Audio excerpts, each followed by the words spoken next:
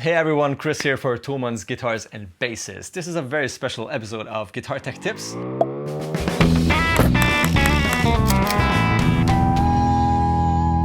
We have the one and only Carlos Lopez Masterbuilder at the Fender Custom Shop right here. I'm super hyped, and let me just say hello and thanks for having us and spending time with us, Carlos.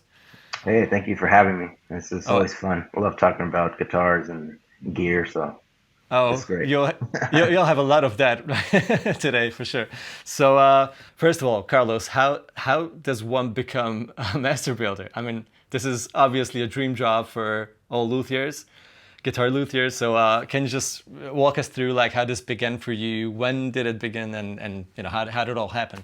Basically, what happened was, I grew up in LA. I grew up in East LA, and always surrounded with music. From my mom and dad. My my dad, he's from Central America, from Honduras, and Oh, he has a lot of different musical styles that from his culture or our culture. It's I would hear different music, and wow. he introduced me to you know players like the Fania All Stars. I don't know if and just different guys like that. Salsa guys like Hector Lavoe, and so I was always surrounded with that music, and it always kind of captivated me. And Carlos Santana, his brother, Oh, played on Fania, and so I think thinking about it now and talking to you about it, I think that was my first like introduction to guitar was from okay. Carlos Santana, Good and name. It's a good yeah, name. and and so everybody loved Carlos Santana in my Yeah. family. I've always surrounded with music, and in those in the back in the '90s, that's when I was really got heavily into guitar, and Okay. you know uh, Kurt Cobain, Nirvana was the big deal back then. I was influenced by them, so I was just influenced by just different musical styles. And so when I got to high school, I started a band, and I realized that I love playing, and I just love being around that atmosphere. You know what I mean? Yeah. Yeah. Just being around musicians and being in the clubs and just playing. Yeah. So Well, when how come you huh? didn't become a rock star? I don't know, I wasn't good enough, I guess. But I took a different road because I got to a point in my life where I was getting a little bit older and had to take things a little bit more seriously and say, well, what am I going to do? What do I Yeah. want to do? Do I want to just get a job that I don't love and just go down that road and be unhappy? And so I thought and my mom, she came to me and she says, hey, there's this uh what is it? It's a MI in Hollywood, and it's for this Guitar Craft Academy in Hollywood. And she showed me the ad in the paper, and I was like, maybe this would be pretty cool. I'll try this, because it was still my idea was maybe I'll get enough skills together so maybe I could go on the road with some bands and be in that atmosphere. Yeah. Yeah. And so I learned the basics about setting up and doing refrets and woodworking, how to use a pin router, and how to use the knee mill. So I learned all of these skills that gave me a good foundation to start on. And so when I graduated from that course, I I got hired really fast into Fender because one of the instructors there worked for Fender for a long time, and he Oh. said, "Hey, they're hiring a Fender. You guys should go." And this was like the graduating class, and so I remember it was probably like 10 guys. We got into a van and we headed out to Corona, which is like an hour drive from LA, and we went and signed the application, and a few of us got picked, and I was one of them. And I started at the assembly line, just doing, just assembling guitars. And then the next year, I was, I got promoted really quickly. I climbed the ladder pretty quick, and I got into the custom shop. And Wow. by that point, already had a small shop in my garage, and I was, I kept building after I graduated, and All right. so and so So you when started I working for Fender, but at the same time yeah you built your own guitars and yeah experimented with things. All right. Okay. yeah. Okay. So when I would do, I would do my shift there. I'd go home. I started messing around, and it took me, a long time to feel comfortable about my work. You know what I mean? Okay. To Yeah. to show to show people, oh, this is what I've done. And be proud of it because we're It's our very own work. personal, right? It is. Yeah. It's a weird thing making something out of nothing. Yeah. Well, I shouldn't say that. To make a guitar out of a slab of wood Yeah. Yeah. and to be used as a tool, it is very personal because you're Yeah. putting your heart and soul into something. Of course, And you have to just open up, I guess, and yeah, you make yourself vulnerable because if they'll yeah, not like it, you will feel sort of, broken inside. insecure, yeah. Yeah. Yeah. But I did have, I think I was, you know wise enough to know that I needed people that were better than me to show me what I was doing wrong, and I had a lot of that. And Yeah. I mean, who doesn't, right? yeah, and one, like all the guys there I look up to, and they were kind of like, if there was like a baseball card of master builders, I'd have all of them. You know what I mean? They're just, they're kind of my heroes. I would ask all the guys for help or advice, and especially Scott Buell, and he really helped me out a lot actually. And Wow. I would say he's kind of my mentor. He's turned into a good friend, and everything, all the little things that I thought were insignificant, he had a different point of view. All the small details that make a guitar maybe that much more better. You know, those are the things that he taught me, and along with, he's a great machinist, and they call him the Uber builder here, and yeah, he lives up to that name. That's a So good name. to learn from somebody like Scott or Ron Thorne,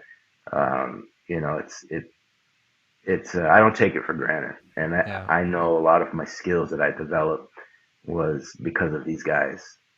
Even Paul and Paul Waller, and we're all like brothers, and Yeah. and Yeah. we all help each other grow. And I was, fortunate enough to realize that how great these guys are, and fortunate enough that they took me under their wing when I was in team build. I'm going back now.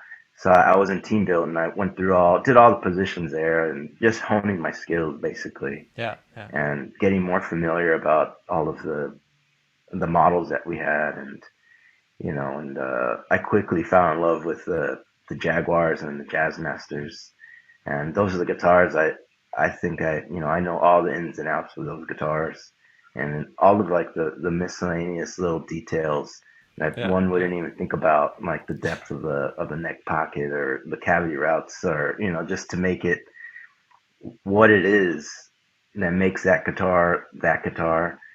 That's actually something I wanted to ask you if the Fender heritage or history is any sort of a pressure for you.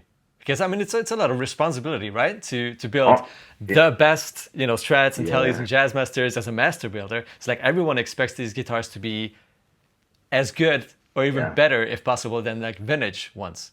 Is it a pressure? Is it like, yeah, that's kicking you I forward? don't really think about it. I guess I just I know that the guitars that we make now are far superior than they were, back in, the 50s and 60s, and it's because of I think the love plus the technology, and plus the years of experience that all Oh these yeah. guys have Yeah. have really brought the level of these guitars to,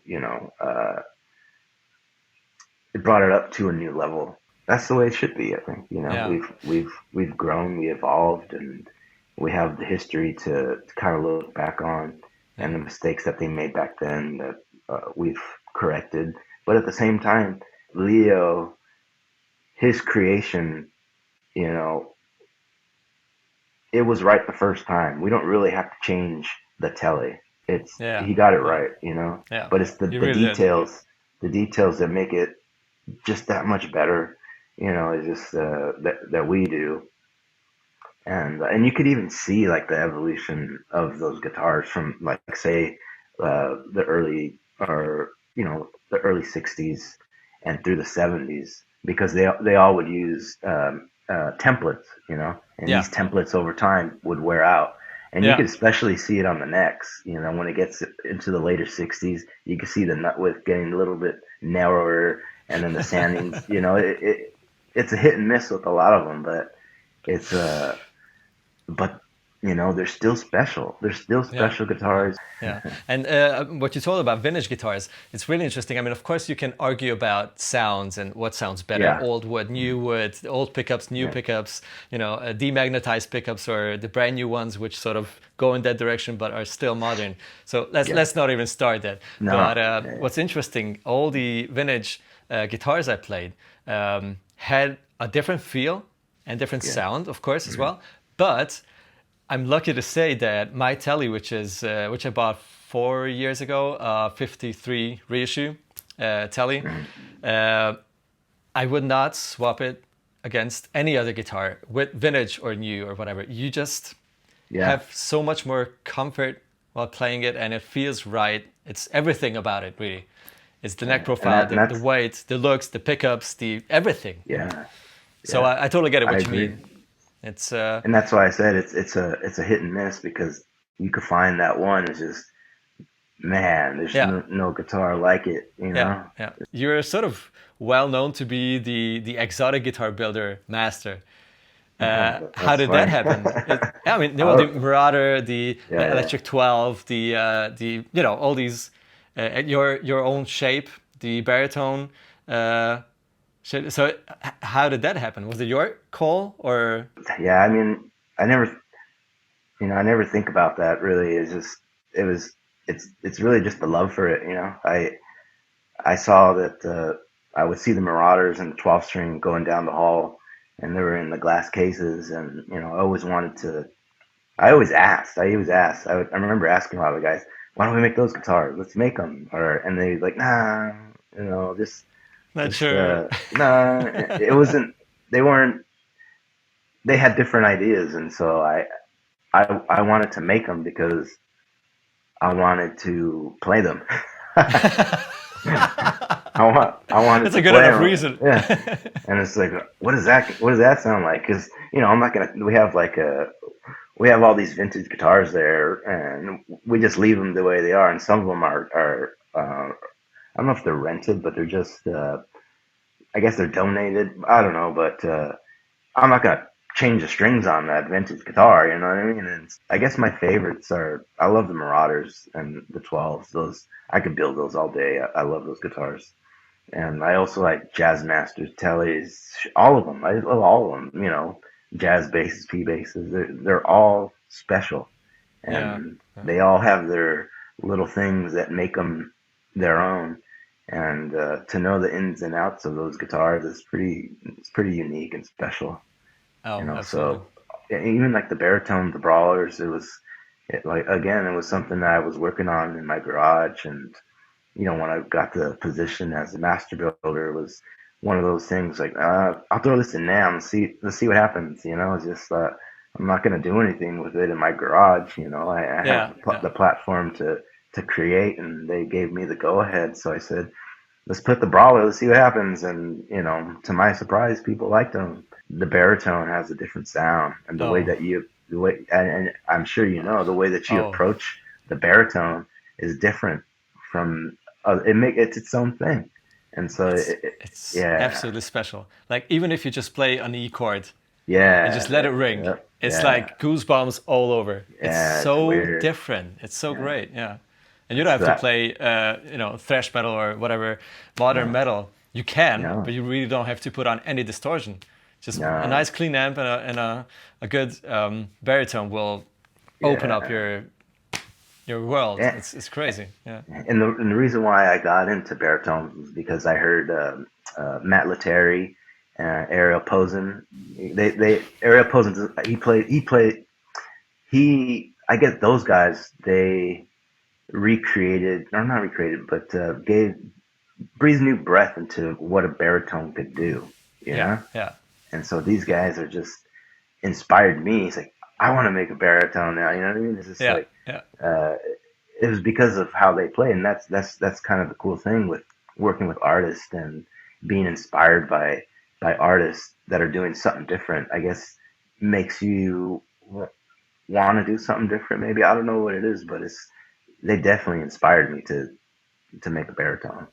I mean, Yeah, that's the beauty of it, right? It's the back and forth yeah, inspiration, right? Like they yep, inspire you to create a tool for yeah, them to yeah, inspire you or someone else to, enjoy music yeah, or build another guitar or, yeah. you know. I'm not a great guitar player, but to work with really great guitar players like Ariel Posen, I made him a jazz master, and just to pick his brain, why he does certain things and how he likes his setup and what string gauges he uses Yeah, and yeah, how he uses all of these uh, modifications. That's kind of what it is, yeah, um, yeah, and how he's going to utilize that tool and what is he going to create out of it, yeah. and to go into their mind is really cool. Even Eric Johnson, that was another one because he goes by feel and sound. Oh, yeah. If it needs to feel a certain way and it needs to sound how it sounds in his head, and he tries different things to get there to make it feel like home, to make it what he's hearing in his head. Yeah, yeah. And to work with somebody like that, it just gives you more insight to a great musician's mind. Oh, yeah. So people like that make me better as a builder. Like Eric Johnson, he does certain things, and he hears certain things, and a lot of it seems kind of odd, but I don't take it as anything trivial. He puts a little washer in the jack, and he says that he hears something, and I believe him. I believe him, and the way that he did his, he has a SH2 DiMarzio stacked humbucker in his Virginia, and he cut the bottom coil to get the tone that he was looking for. And yeah, and so Is it's it? like you wouldn't think about that, but he tried No. it. He was experimenting, and he said, well, Wow. "This is the sound I heard, and I like this, and I'm going with this." And he recorded albums with that guitar. Wow.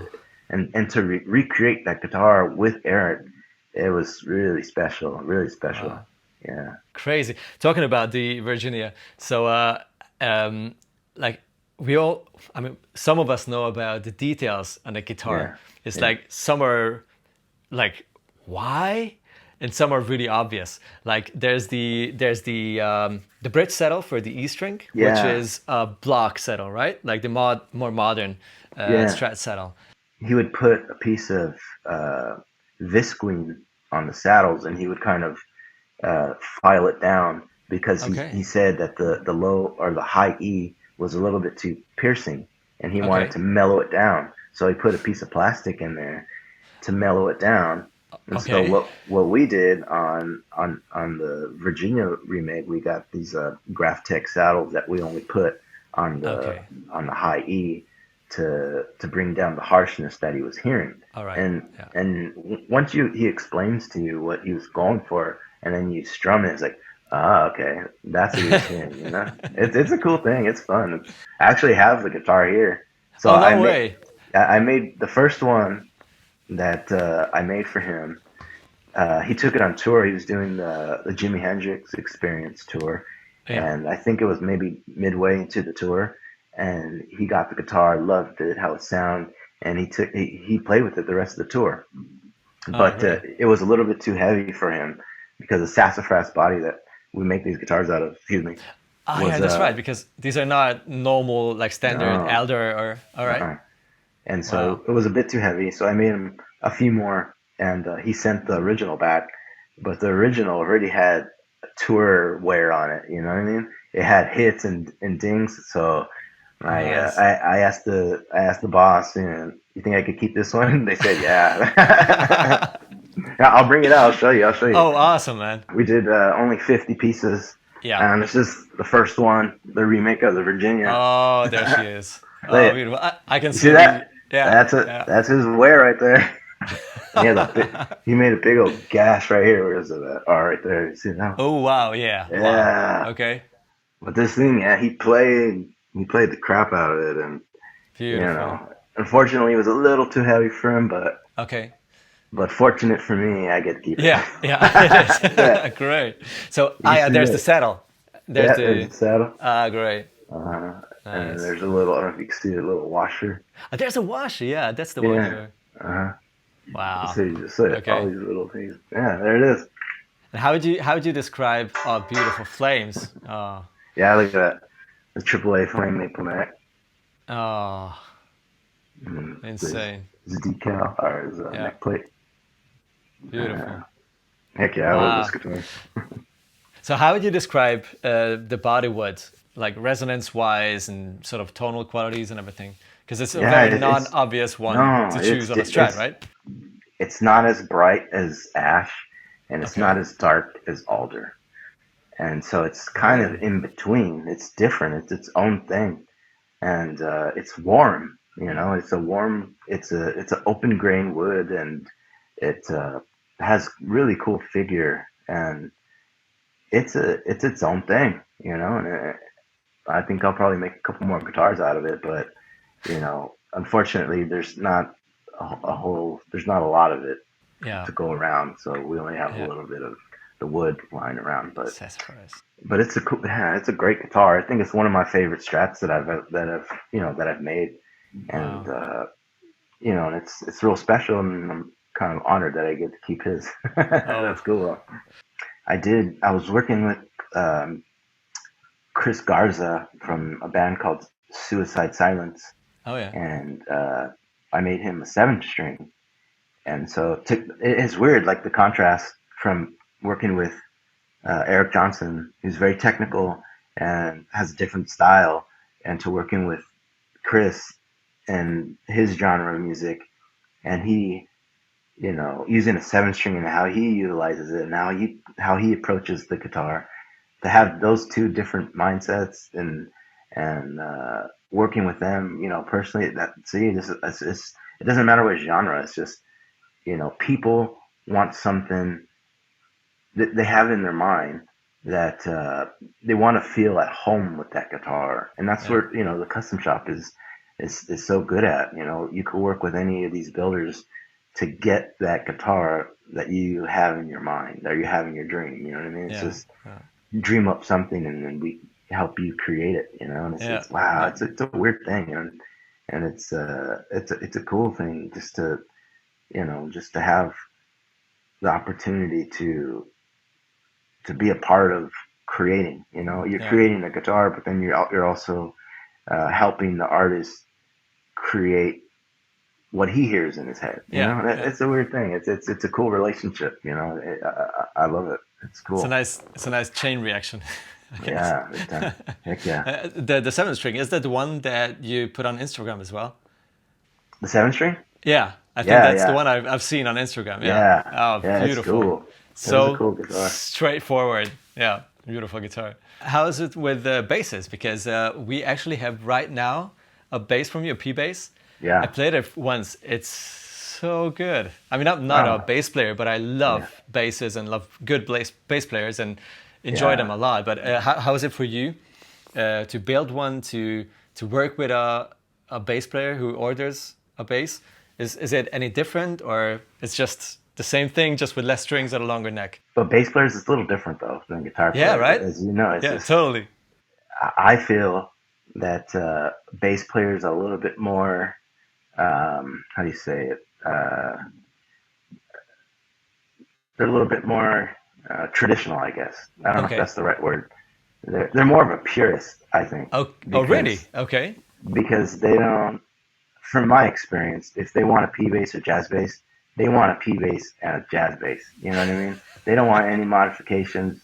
They just want that P bass sound, Yeah, and yeah, that's see another this such an iconic thing. It's just like Leo just hit it out of the park, Yeah, and it yeah. hasn't changed. And people always go back to the P bass or jazz bass, and you can have all of the fancy woods and the laminated, neck through guitar, bass guitars, but when it comes to recording or playing live, where's that P bass at? And it's cool. I love it. It's just That's wow. Yeah, that's that's a cool crazy. thing. That's probably even crazier than with guitar players, Yeah, because those sounds have to fit perfectly in the mix, right? If you have yeah, a yeah. good jazz or a P, you will hear that right away. Yep, If it, I agree. yeah, Man, I hear that story, time after time. yeah, it's probably not It's the only great. one. Yeah, yeah. That's P bass, man. Can't go Oh, wrong with P bass. Peace. absolutely, absolutely. All right, Carlos, thank you very much. Thank you very much. This was a very enjoyable talk. Wish you an awesome No day. problem. Thank you. And you guys take it easy. You know what to do. If you have any questions, we'll meet down there in the comment section. Otherwise, subscribe to the channel if you enjoy videos like this, and we will see each other very soon. Bye bye.